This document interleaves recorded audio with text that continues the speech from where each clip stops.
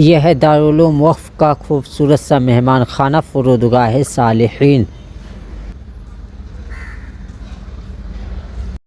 अस्सलामुअलैकुम वरहमतुल्लाहि वबरकातुहू। उम्मीद है कि तमाम साथी खैर व आफ़ियत से होंगे।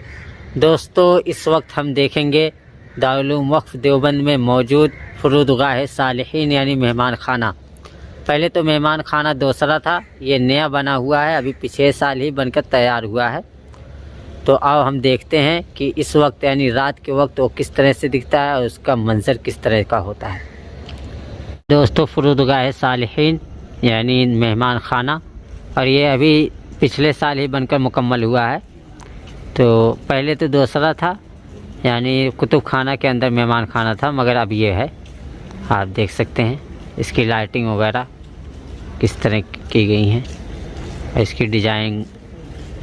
दोस्तों, इस वक्त मैं फ़ुरूदगाह सालिहीन के बिल्कुल सामने खड़ा हूँ। आप देख सकते हैं यहाँ पे लिखा हुआ है फ़ुरूदगाह सालिहीन। ये मेहमान खाना है, ये अंदर दाखिल होने का रास्ता है। इस तरफ से मेहमान खाना इस तरह से दिखता है। आप देख सकते हैं इसकी चौड़ाई और इसकी लंबाई वगैरह सब कुछ। यहाँ से देख सकते हैं फ़ुरूदगाह सालिहीन यानी मेहमान खाने का खूबसूरत सा मंजर।